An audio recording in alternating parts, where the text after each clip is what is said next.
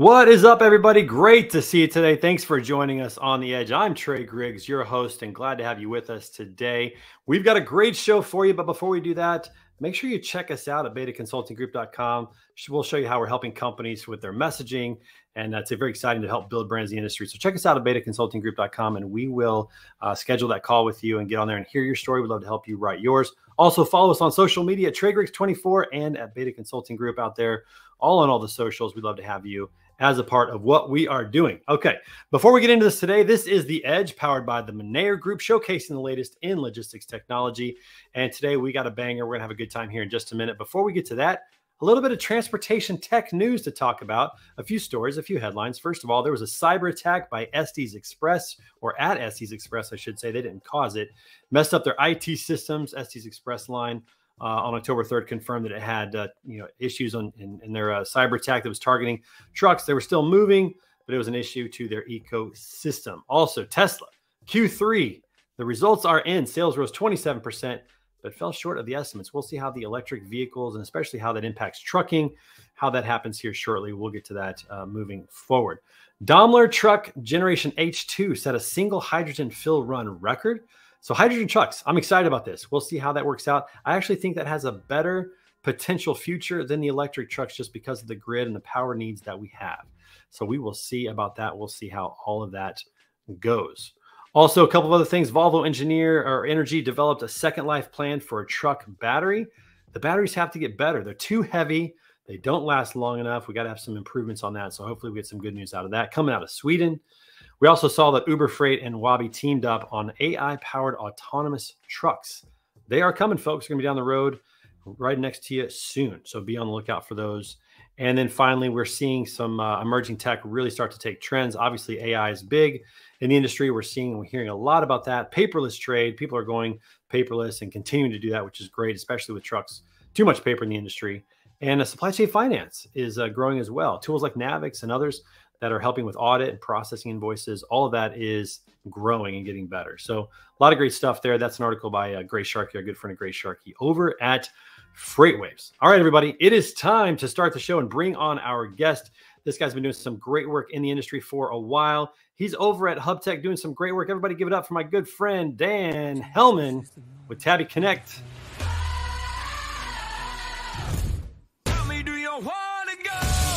Oh, good song, my friend. How you doing? Doing well. Thanks for having me.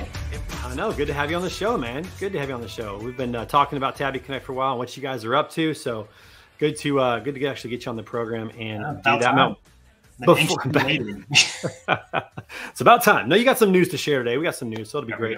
Also, before we do that, we got an audience today. So wherever you are watching the show, let us know where you're watching the show from. And as we go through the show, if you have any questions for Dan or how Tabi Connects works, put those into the questions on the platform that you're streaming, and we will get to those, as many as we can as possible. All right, Dan, before we begin the show, we got to ask you, do you want a coffee mug or do you want a water bottle? We appreciate you being on the show today. We're going to send you one. Which one would you like? I would do the mug. I probably drink more coffee than water in a day. How many cups of coffee are we talking today? What's average? What do you got?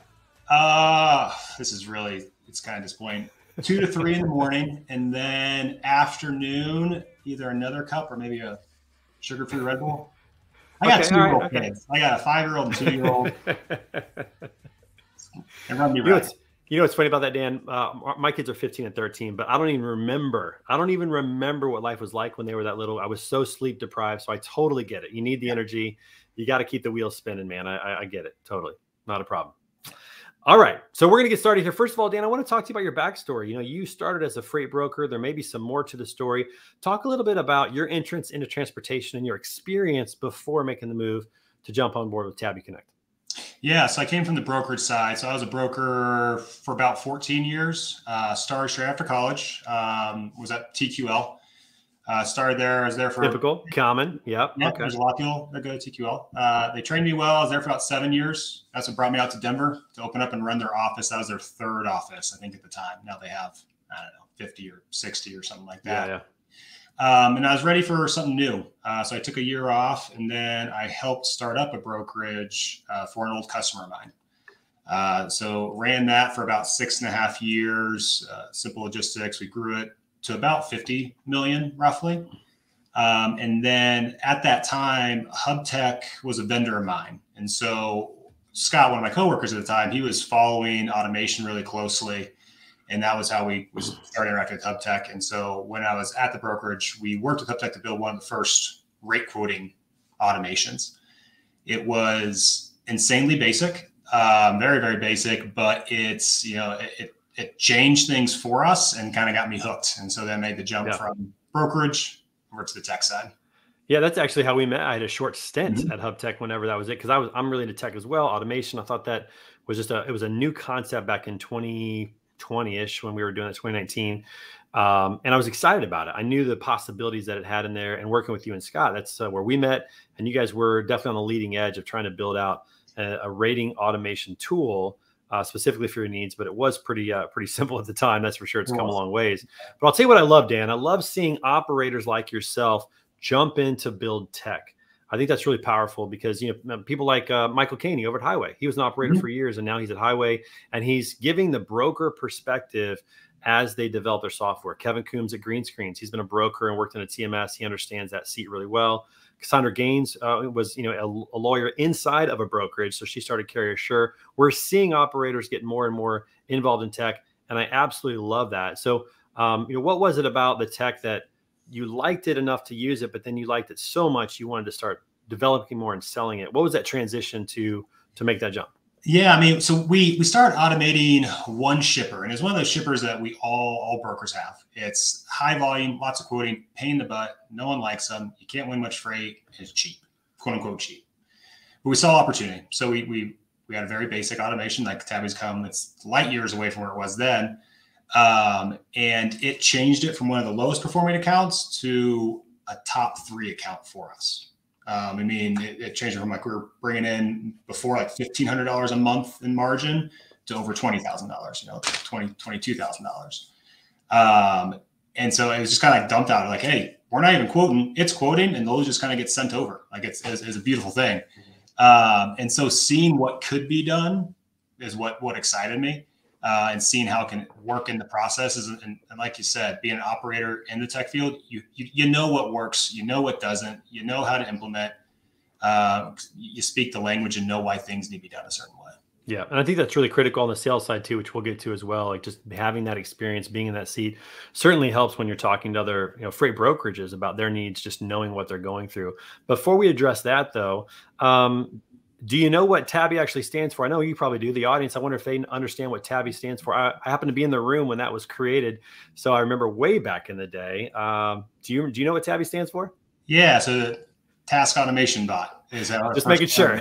Yeah. I assumed it was a yes, but I had to pull the string and see if you did. So that's right, task automation bot. Back then, we were doing a lot of different customized automation. We do invoicing, appointment scheduling, load building, all those customized ones, and then we saw the need for rate quoting. So now we are getting very hyper-focused with Tabi connecting the rate quoting products, still doing those automated processes, but it's kind of evolved because, RPA is one aspect of it, but we're using so many other technologies and pulling them into each other. Right. All right, cool. So let's jump into this. So first of all, let's really tackle what problem are you solving? You described it a little bit in your experience. It's simple, but what problem are you solving for freight brokers in the industry with this? Yeah, so brokerage, it's played with manual processes. We all know that.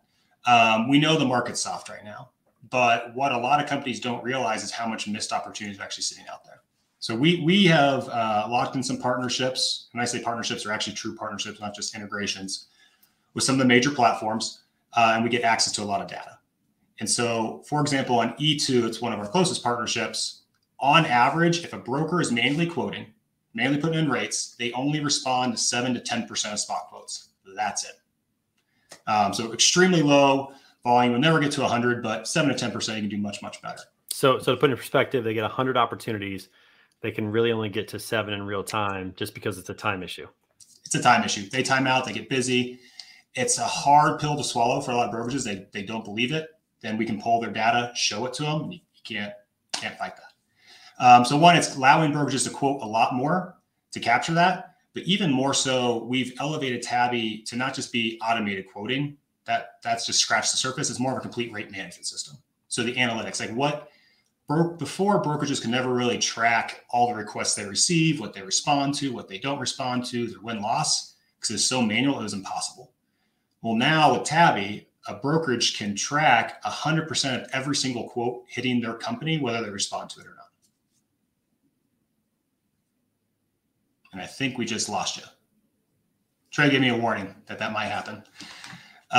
So I was going to continue on.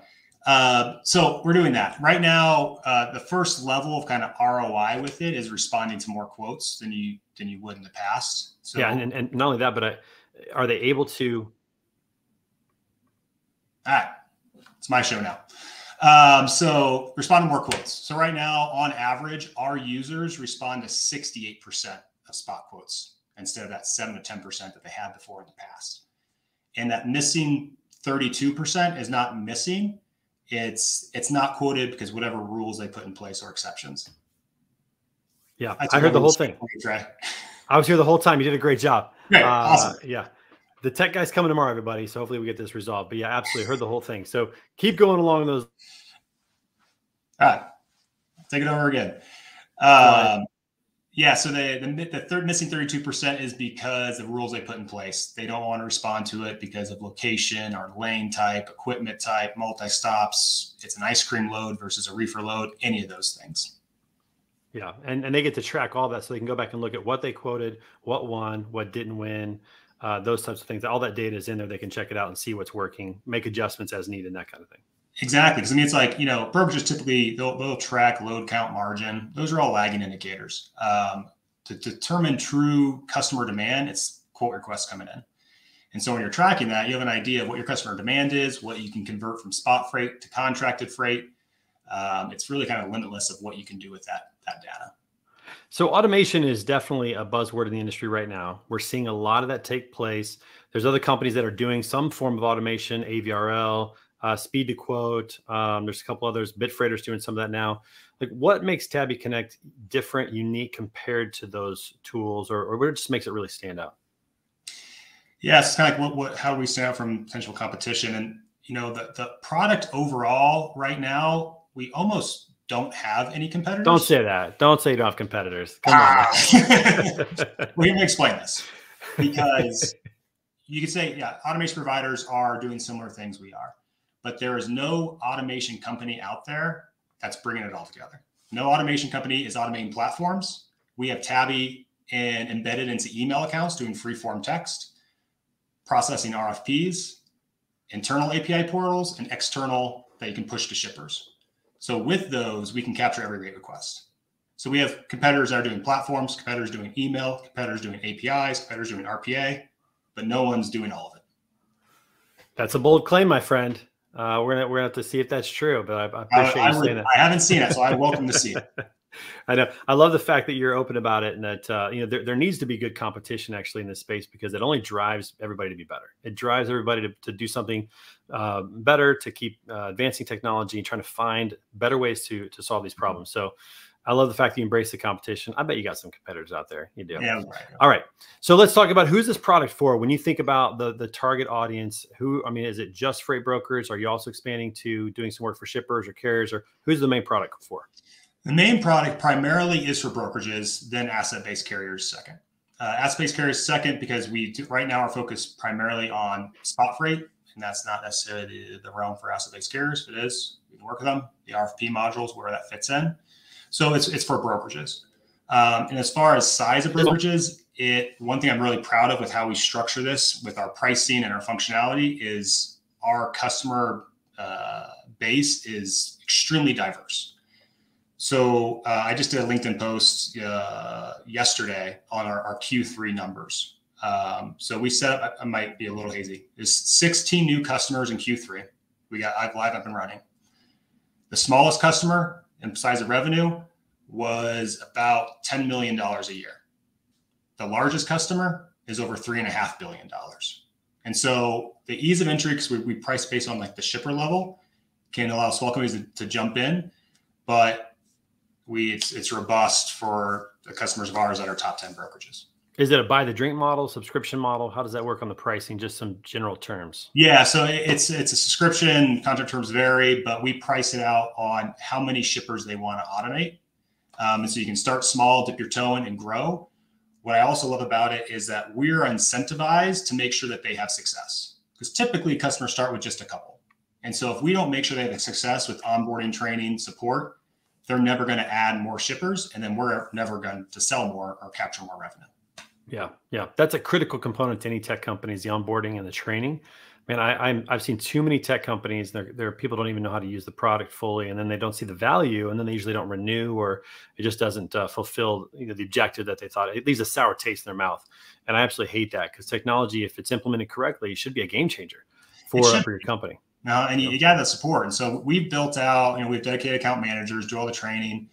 We have a training platform our customers have access to with videos and quizzes and resources. But even on the onboarding, what I'm also really proud of with our team, and kudos to our development team, is I want to make another bold statement, Trey, that you can hold me to. No one moves as fast as we do when going live on adding on shippers. It's, that the speed that we can go is pretty impressive. Like an example would be Ryan Transportation. We do some case studies on them. So we started off with 25 shippers. We had 25 shippers live in 4 weeks, 33 shippers live in 8 weeks. And so that's not bad. It's fast. It's very, very fast. That's not bad. I do like that. Ryan Transportation out of Kansas City. Good friends over there. Jeff Henderson, good people over there. As far as you talked about asset-based brokerages, so obviously you're able to return quotes for brokerage to a shipper. Does it also return quotes for the carrier side to the shipper? Maybe some direct pricing in that regard? Or is it really just for the brokerage side? So it's primarily for the brokerages because it's focused on spot, whereas the actually asset side, they're just not playing the spot game as much. If they do, we do have some asset-based carriers that are. And so it's still the same process, same technology. It's just, does that fit into their business plan and spot? Sure. It's a smaller piece of pie to even go after that. Yeah. That makes sense. Okay, cool. Well, the next question we have to ask is, does it work, and how does it work? We're going to get to that in just a minute. We're going to take a quick break. So listen to this message from our sponsor, the Monero Group.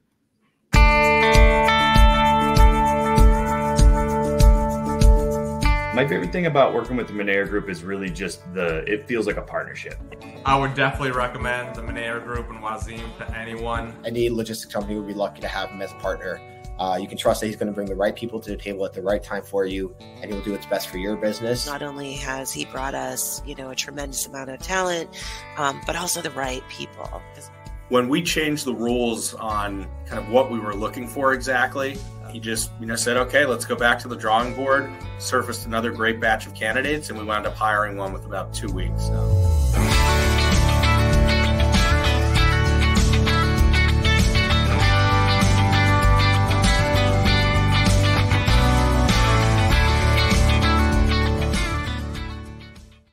Man, I'm so excited to have the Monero Group on board as a sponsor. Wasim is so great. He's a great golfer too. We have a lot of fun on the golf course. So if you're out there and you have a tech company or supply chain, you need help recruiting, make sure you talk to Wasim, monerogroup.com. Such a good guy. Do you know Wasim? I have not met him. I've heard good things. We need to introduce you, my friend. He's phenomenal. One of the best in the industry. Love working with that guy. Also, the timing on that commercial was pretty good, because you may have experienced the same thing I experienced, which is the National Broadcast Service just sent out a little message there, a test.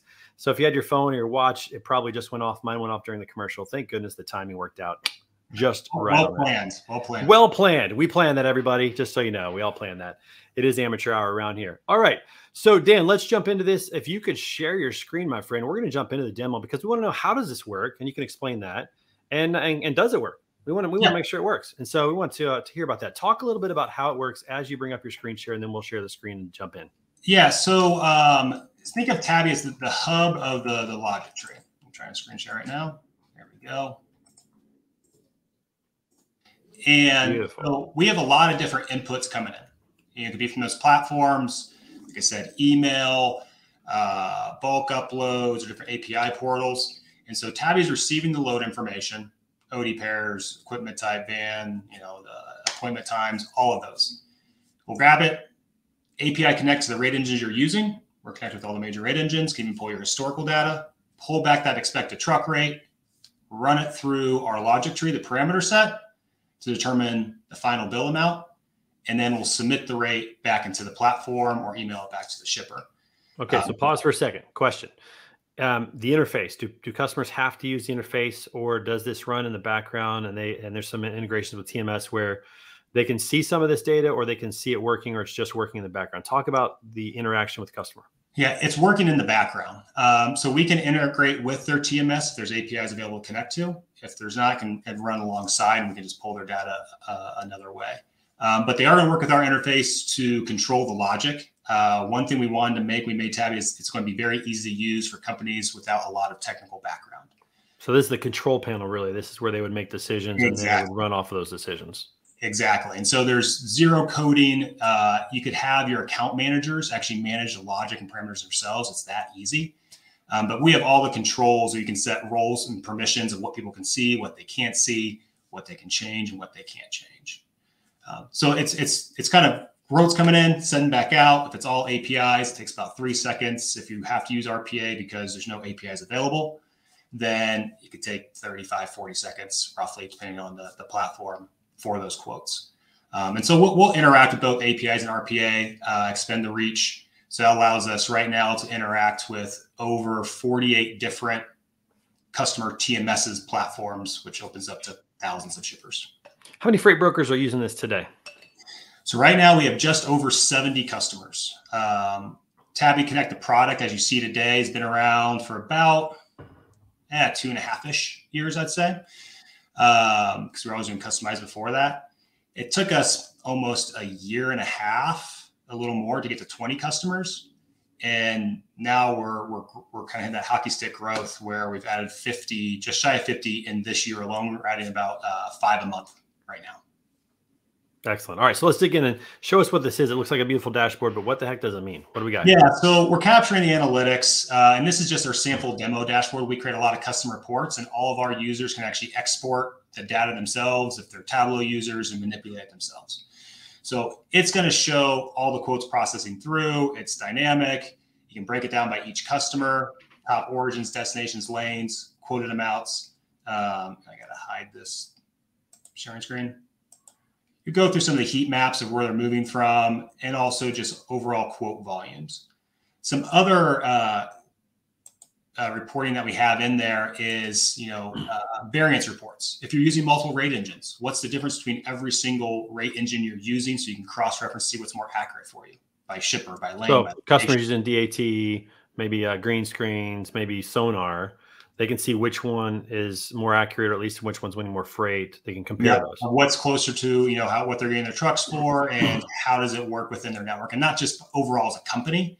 And they're not using gut check. I feel like this is better, but they can say, all right, with this customer out of this state, this rate engine's more accurate for us. Out of this, with this customer and these lanes, this rate engine's more accurate. And still focused on the spot side of things. Still focused on the spot side of things. Yeah. Yeah, excellent. So if they look at this and they say, it's coming out in about a month and a half. Nice. This is interesting. So if a customer is paying for all of these different services, and they realize that one of them is just not doing anything for them, they could potentially save some costs by not having all those services, or pick the one that's working the best. I don't know if they would necessarily do that. It's always good to diversify a little bit, but they can at least see certainly which ones are performing better than the others. See which one's performing better, see which customers have the best ROI, see where how their sales are even spending their time. So it gives a lot of insight into how a company is operating, how healthy it is. Interesting. And with ROI, are you including the cost of the service? So for example, like whatever they're paying for green screens, whatever they're paying for their people, the ROI they're getting back on that, like how in depth does that ROI calculator get? So we can factor those in. Now, some of what their contracts are with the rate engines or those providers, we don't necessarily have that information. They want to share with us, we can work into it. And so we can factor in, what are our costs? Are there any other platform costs or API costs they may have? And we're tracking win-loss percentages. So we know exactly what results it's producing. Okay, cool. That's interesting. I think that's fascinating, because how do you compare one technology to another? How do you compare one load board to another, one rating service to another? Because a lot of companies are using multiple, maybe not sure which one's actually working the best. Yeah. And another thing is, like, we do have some value within the couple partnerships we have. And these are two big announcements that we haven't publicly announced yet. And so we are big on partnerships, and we see partnerships as something that's going to benefit our customers and not just integrations. So we finalized the contract with E2Open, formerly BlueJay, to where we can now resell, or the exclusive reseller of their APIs for their real-time rating. And then our customers, we can sell it at a 25% discount of their APIs and a 75% discount on their implementation fees. We can also run pilot programs where customers can try out the real-time rating, using their APIs without paying any API bill whatsoever. We get them up and running, and they don't have to pay any APIs and see it with the ROI. The other one that we haven't announced yet, we just finalized with Blue Yonder, also exclusive reseller of their APIs. And a huge advantage is they're also doing what they call dynamic pricing, where the shipper pulls rates out of the broker system. They have a 3-year contract, and it's based on your load count you're moving. And if you want to just connect with one shipper, you have to buy the entire API package. Well, we can sell it with a one-to-one connection. So if you want to sell, you just need to connect to just one shipper via API. We can sell that one connection, significantly discounted to what the overall package is, and we can do it with a 1-year contract. So an exclusive partnership with E2 Open and a partnership with Blue Yonder to provide some of their services at a discount is what it sounds like. To essentially, yeah.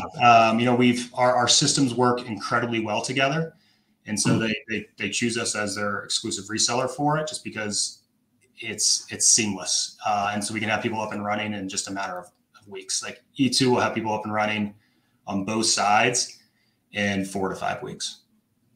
Excellent. Nice. Making some news here on the show. Appreciate that. Yeah. All right. So let's talk about the controls. All right. So you said it's easy for somebody to be able to manipulate the controls to make adjustments.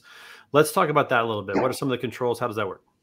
Yeah. So we call them parameters or parameter. Oh, I just got logged out. Technology. That's how it works, doing a demo. I know. Now we can all see if we can guess your password into these things. I know. That's my 4-digit How many letters? What does Dan care about? He lives in Denver. My dog's maiden name. All right, so the parameter set. So this is the logic. Is there any way you can blow this up just a little bit? Can the screen get a little bit bigger? There we go. Yeah, you must have to do a little scrolling. Much better. That's fine. Totally fine. Yeah. So these parameter sets, it's like the quoting logic, and you can create one for every single shipper you have. You can create one for every single shipper's equipment type. You can even dial it into who the load tender is. You're in quote someone you have a great relationship with differently than someone you don't. We have 48 different parameters, dials, to turn up the rate or down the rate. Essentially, we took what is in every broker's mind that they're doing currently and put it in here. So all those nuances they take consideration. I like to break it into 3 different buckets of parameters. So bucket 1 is margin, how much money you want to make. So either every parameter is either a markup by a dollar amount or by a percent. So 0 to 100 miles, 101 to 250, all the way across country. How much do you want to add on top? The other bucket of parameters is based on increased truck costs that aren't reflected in the rate engine.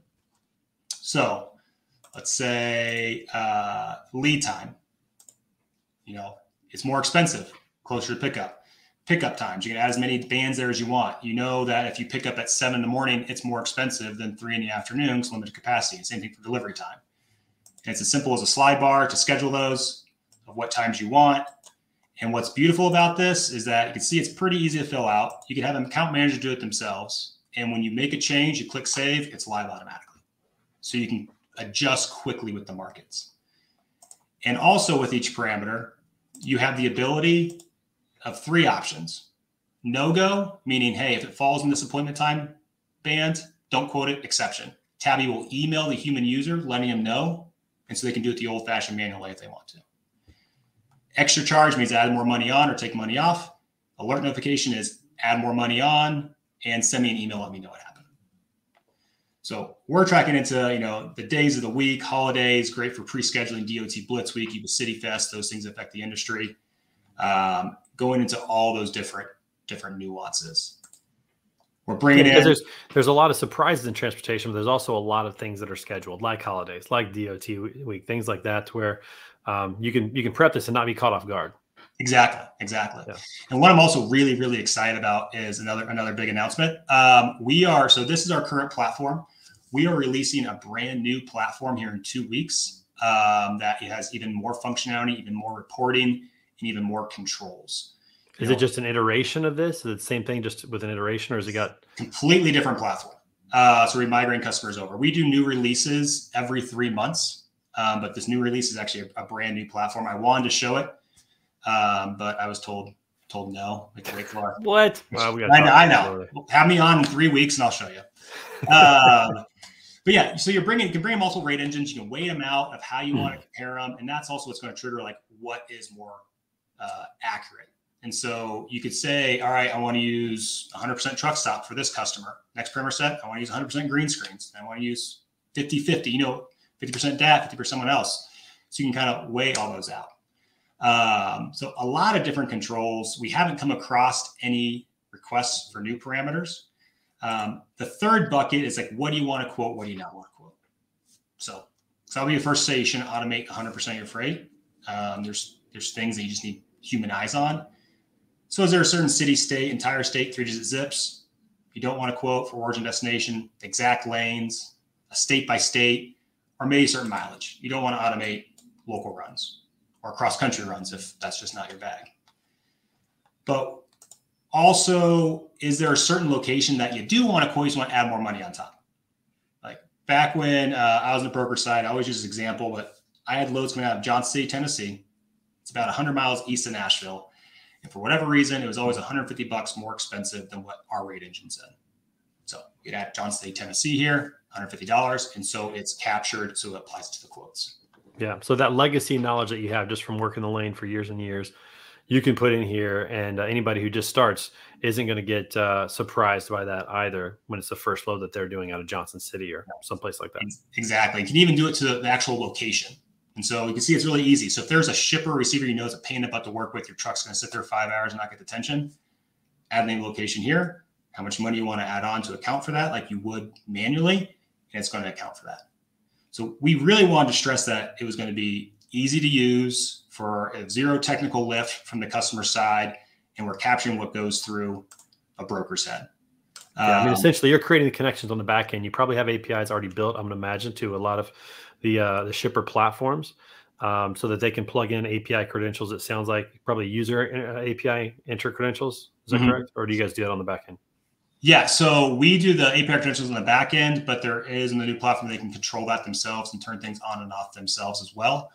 And so we're API connected to about 5 different platforms now, and then using RPA for the others. And we have another 3 in the works for APIs.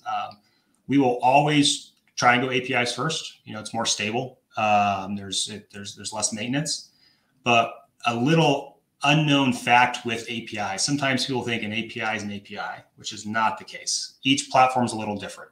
A lot of them are messy. A lot of them won't account for all the nuances that a shipper needs. And so there's definitely some platforms we interact with will API the rate in and go with RPA to finalize some things. We have to make a detailed offer or enter a comment section, something like that. Because shippers a lot of times don't use their systems 100% correctly. They rely on the comment section. They'll put on the load request every equipment type known to man, but then say van team in the comments. That's why we added this field. Our users can self-map their own keywords. So if you want to no-go hazmat shipments and you have a new transportation manager and they start calling it dangerous or they start calling it has, you can add those keywords yourself to trigger it. So you don't have to code anything. You don't have to come to us to code anything. And so it works really, really well with that and just can change on the fly. Are you guys managing all these APIs to the shipper platforms? Yes. So with us, what's included in our fees is we manage and monitor and maintain all virtual machines. Our customers don't have to deal with virtual machines. We manage, monitor, and maintain the APIs and the RPA. So if anything changes, we are monitoring, so we'll fix it correctly.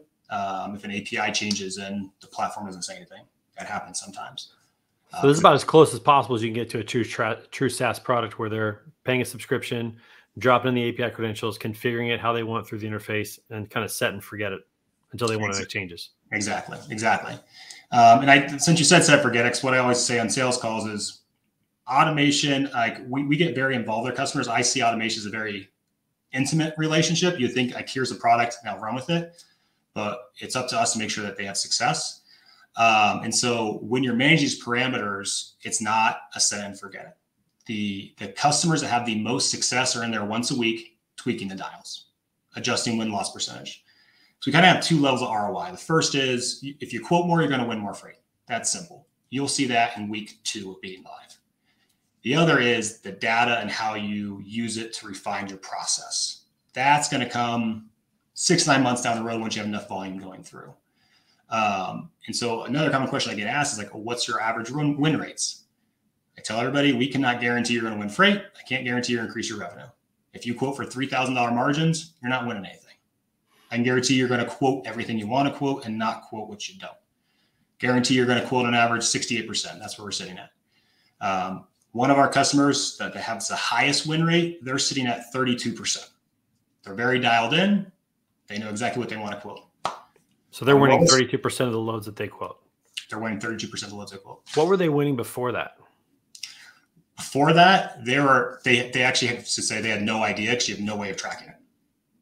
Like if a broker's not automating, they have zero way to understand what their win-loss percentages is. On the flip side, now I can tell you how much they were quoting because we can see the data. And so that's where our guarantee is they're going to quote more. Yeah. Our lowest win rate is 1%. They're quoting like 10,000 loads a day. So they just have a different strategy. So essentially, like to put this in maybe sports context, they were able to know how many hits they got, but they had no idea how many at-bats they were actually getting or they could have been getting. Yep. Yeah. And now you can track the at-bats and the hits. Mm-hmm. Exactly. Yeah. I like that analogy. I might steal it. Take it. Yep. Cheers. Cheers. All right. So you led into it already a little bit about some customer success stories. I always love hearing these because, I want to know what's actually working out there. What are a couple customer success stories that you can share with us, either naming some companies or not naming companies? It's totally up to you, whatever they've given you permission to do. Talk about some of the success stories you guys have seen so far. Yeah. So a couple that come to mind. One, I'll touch on another speed one. So we just had a speaking engagement at E2 on their panel, and I had the VP of pricing over at Traffic Tech on. And so speed wise, they were automating their quoting process before us, and they were on a certain platform for 8.5 months. In 8.5 months, they got 6 shippers up and running. We got 16 up and running in 5 weeks. So that's a success story because when you make these purchases, the clock's running. So you want to start capitalizing on it and not wasting months out of your contract. The other success story. Were 6 of those shippers that the other platform got in 8 months the same 6 that you got faster? No, we got 16 in 5 weeks. You added 16 additional ones. So we had 16 in total in 5 weeks. So the 6 they were originally doing, and then 10 more. Oh, so those 6 were included. That's what I was saying. Yeah. So those 6. Yeah. Got it. Okay. Those were included. Another success story I would say would be what we're seeing on some of that the real-time rating and that dynamic pricing is you're getting companies that now have access to this technology that originally was only for the mega brokerages of the world that have really deep pockets, and they can now do it. And to where we have one customer that is last week, they won 120 loads from one shipper just by that. That they weren't winning before? They were not winning before. They didn't have access to it before. So they increased their volume by 120 loads just by using Tabi Connect. Just by using Tabi Connect. And how about margin on those? Were they good margin loads? Like what's the win on that? Because obviously volume is great, especially next year when rates come back more than likely. Yep. But were they good paying loads? They were good paying loads. They quoted for the margin that matches the margin they were quoting for. And so they got what they wanted out of it. They got what they wanted. They were thrilled. We do stress because that's kind of like, all right, you're winning low cap, are you making money? So my response to that is if they weren't making money, they would stop quoting them, or they would increase their margin, or they would stop adding shippers. So it's not like they have to quote it because it's so dynamic. You can just change. If you win a load and you don't make as much as you want, then change the margin right away, and it's live automatically. Right. Yep. That's excellent. So they have the ability to quote more freight. They can now assess what freight they're quoting, what their wins are, what their losses are, and see a direct impact in that, which I think is great. I love that. Talk about the onboarding process, because I think this is really critical for people who are watching this.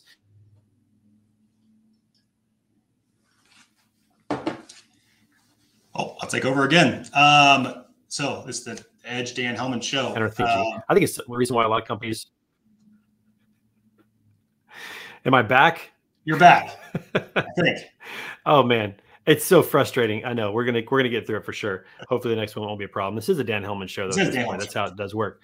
What I was asking was the onboarding process. I think this is one of the reasons that companies hesitate to pull the trigger on tech is because the onboarding sometimes seems like a heavy lift. They've had bad experiences in the past. Talk a little bit about somebody that you work with. They sign the agreement. They're ready to go. Now what? Yeah. So they sign the agreement. They're ready to go.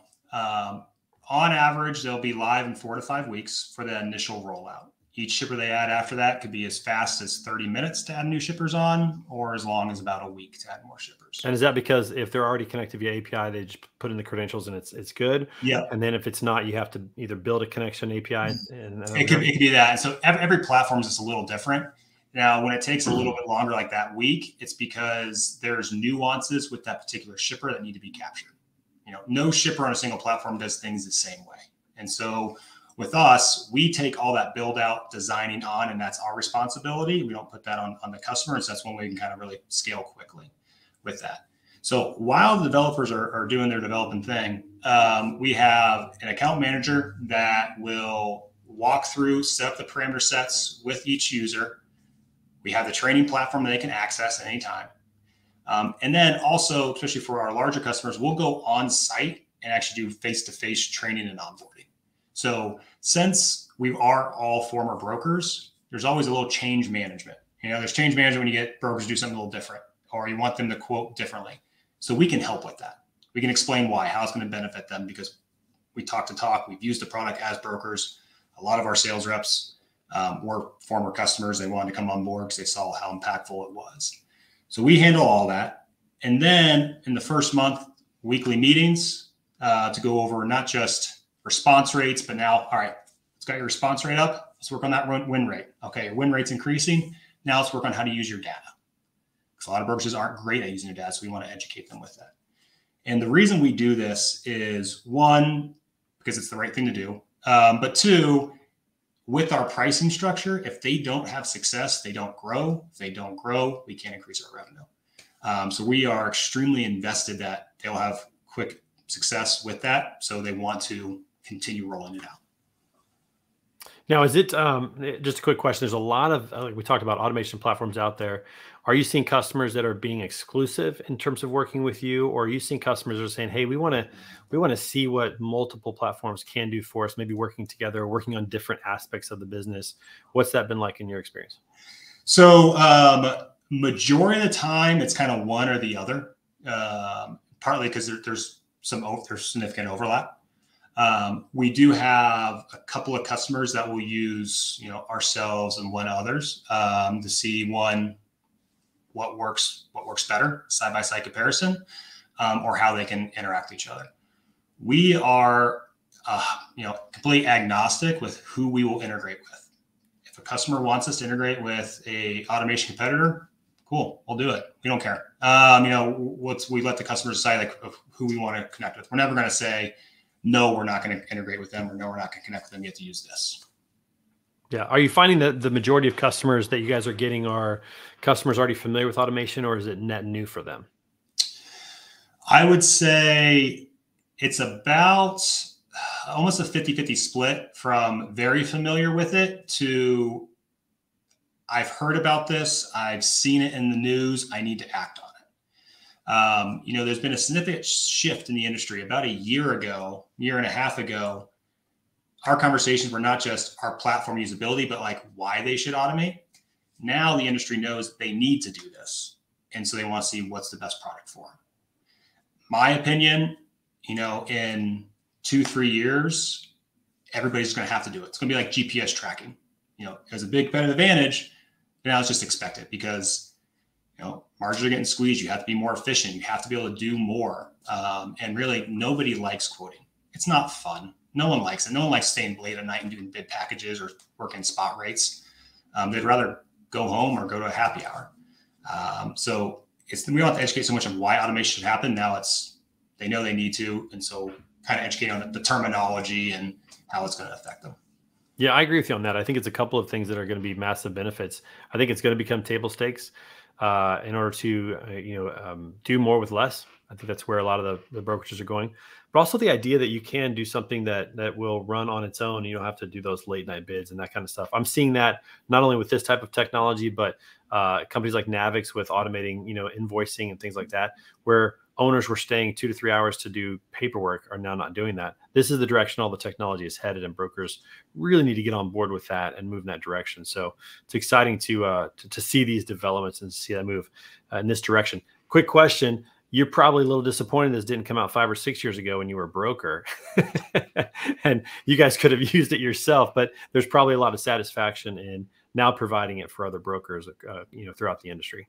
Yeah, it's there's a lot of. I wish I would have had it. It would have made my life a heck of a lot easier. But there's a lot of satisfaction in one helping companies that would never have access to this before, that they don't have $400,000 to drop on it, and so they can kind of ease into it and help them scale. But also a lot of satisfaction in like the deeper relationships we get.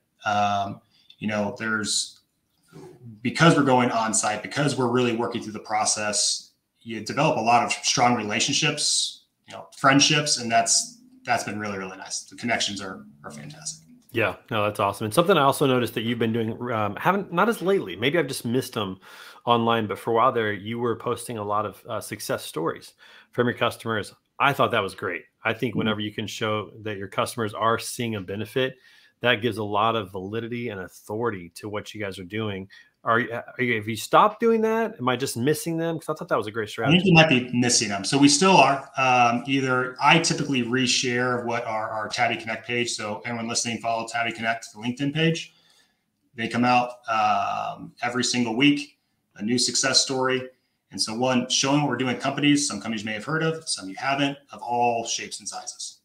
Yeah, I feel like that's a really great a great strategy to do, because again, if customers hear other customers' success stories, or prospects hear customers' success stories, it's a much easier sell on your part than having to convince them on your own. I'm sure you do a great job, but it's always easier when the customers help you out, which I think is awesome. Definitely. All right, excellent. It's a small industry that everyone knows everybody too. Yeah, it is. It's kind of the way it is. What's the best way for somebody to get in touch with you? Obviously, they can follow on LinkedIn, but what else?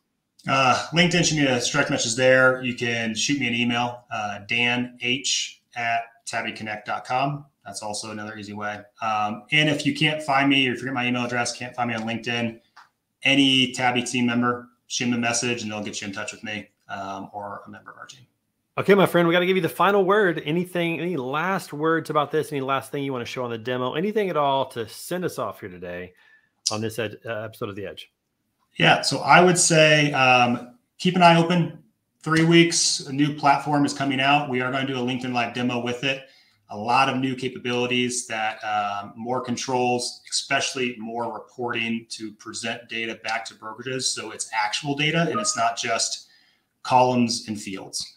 So we're hyper focused on that. Beautiful. Love that, man. We're looking forward to that demo and the other announcements and showing off the new platform, which you couldn't show off today. I'm going to have to, get in somebody's grill about that. I'm not too happy about that, but that's all right. And where we're going to see you out on the road? You're going to be at Technovations. You're going to be, where else are you going to be out on the road? I couldn't make Technovations. I've been traveling for like the past 9 weeks. So I had to fortunately couldn't make that. I will be at DatCon next week with our team.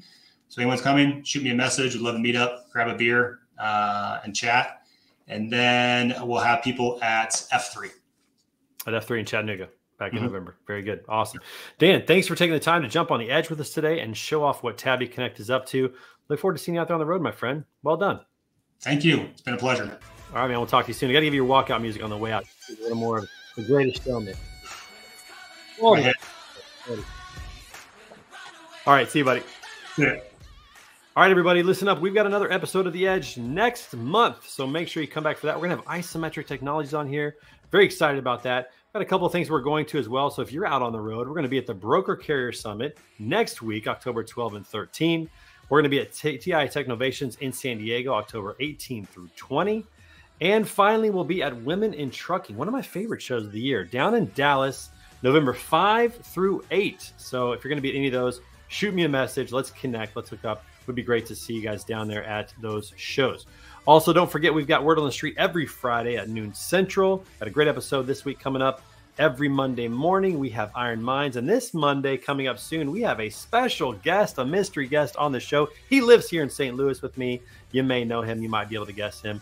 And finally, we always have Standing Out on Tuesday at 2 p.m. Got some great guests coming up. The one and only Reed Lostelot going to be on the show next week. So a lot of fun things happening around here. And we appreciate you watching The Edge. Again, this was brought to us by the Monero Group. Love them so much. Wasim Monero, great guy, the best recruiter in the industry. Check him out at monerogroup.com or follow him on LinkedIn. And until next time, we will see you guys. This has been The Edge, showcasing the latest in logistics technology. We'll see you guys real soon.